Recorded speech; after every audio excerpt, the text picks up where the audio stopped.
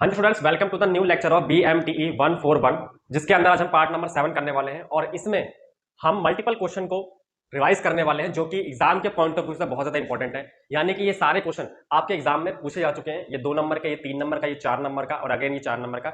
ये सारे question vector space के PYQs के हैं, ठीक है। तो ये बहुत ज्यादा जरूरी हो जाता है कि आपके एग्जाम के आने से पहले आप ये सारी चीजों को अच्छे से सीखें, ठीक है। तो जिसमें पहला क्वेश्चन है, find the magnitude of the volume of the box spend by the vector, और यहाँ पर वेक्टर के पॉइंट आपको गिवन है, ठीक है। यानी कि आपको वॉल्यूम निकालना है, वॉल्यूम का मैग्नीट्यूड निकालना है, और स्पेंड जो यहाँ पे लिखा हुआ है इसका मतलब होता है वेक्टर की जो पॉइंट्स है उससे जो फैलाव है उसका हमें क्या निकालना है, वॉल्यूम निकालना है, ठीक है। तो वॉल्यूम निकालने के लिए क्या करना है, हमें इन सभी पॉइंट्स का डिटरमिनेंट कैलकुलेट करना पड़ेगा, जिसकी वजह से जो आंसर आएगा वो एक मैग्नीट्यूड फॉर्म में आएगा, जिसे हम वॉल्यूम ऑफ मैग्नेट भी बोल सकते हैं, ठीक है, इस बॉक्स का।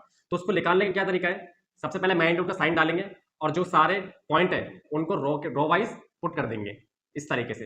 अब इसका मैग्नीट्यूड निकालना है, ये वॉल्यूम आ जाएगा मैग्नीट्यूड के फॉर्म में, यानी 1 पहला रो पहला कॉलम, ये इससे मल्टीप्लाई होगा 1 माइनस 0, बीच में माइनस का 1, फिर पहला रो दूसरा कॉलम 1 माइनस 0, देन 1, ये इससे मल्टीप्लाई होगा 1 माइनस 0। तो यानी कि 1 माइनस का 1 प्लस 1, ये कट गया। यानी कि इसका जो वॉल्यूम आया, वॉल्यूम का जो मैग्नीट्यूड आया वो कितना है, 1। यानी magnitude of volume equal to 1, ठीक है। तो ये क्वेश्चन आपका 2 नंबर का पूछा गया है।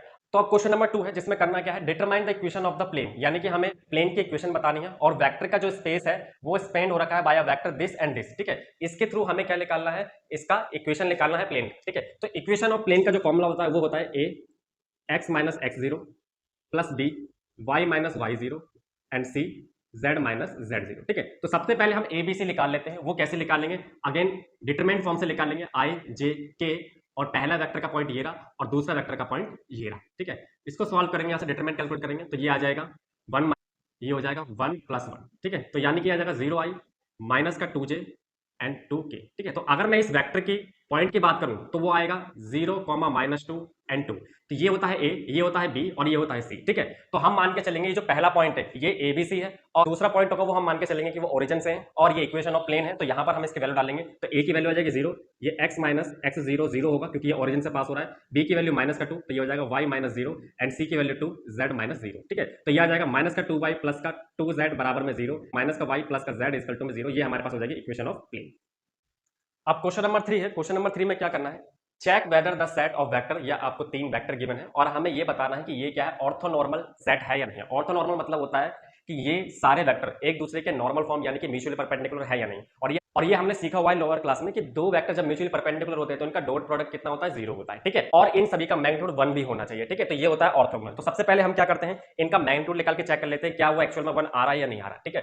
तो पहला जो है पहला वेक्टर मान लेते हैं हम, इसे बात करें वेक्टर नंबर 1, और अगर मैं इसका मैग्नीट्यूड निकालूं तो वो आएगा 1/√2 का स्क्वायर प्लस माइनस 1/√2 का स्क्वायर, यानी कि ये आ जाएगा 1/2 प्लस 1/2, ये 1 होता है, यानी कि ये 1 आ रहा है, इसका मतलब है ये यूनिट वेक्टर है। दूसरे की बात करेंगे तो ये आ जाएगा रूट के अंदर 1/√6 का स्क्वायर प्लस माइनस का 2/√6 का स्क्वायर प्लस 1/√6 का स्क्वायर, और अगर हम इसको सॉल्व करते हैं तो ये आ जाएगा 1/6 प्लस 4/6 प्लस 1/6, ठीक है। तो अगेन ये 6/6 हो जाएगा, यानी इसका भी रूट 1 आ रहा है। फिर वेक्टर 3 की बात करेंगे तो ये आ जाएगा 1/√3 का स्क्वायर प्लस 1/√3 का स्क्वायर प्लस 1/√3 का स्क्वायर, ठीक है। इसको सॉल्व करेंगे तो ये भी 3/3 फॉर्म में आ जाएगा, यानी इसका भी वैल्यू कितना आएगा, 1 आएगा। यानी कि ये तीनों वेक्टर, ये 1, ये 2 और ये 3 जो हमने यहां से लिए हैं, ये सारे के सारे वेक्टर क्या है, यूनिट वेक्टर है, ठीक है। अब हमें क्या करना है, अब हमें ये चेक करना है कि ये तीनों वेक्टर एक दूसरे के म्यूचुअली परपेंडिकुलर है या नहीं, यानी कि इन तीनों वेक्टरों का डॉट प्रोडक्ट आपस में एक दूसरे के वो 0 आना चाहिए।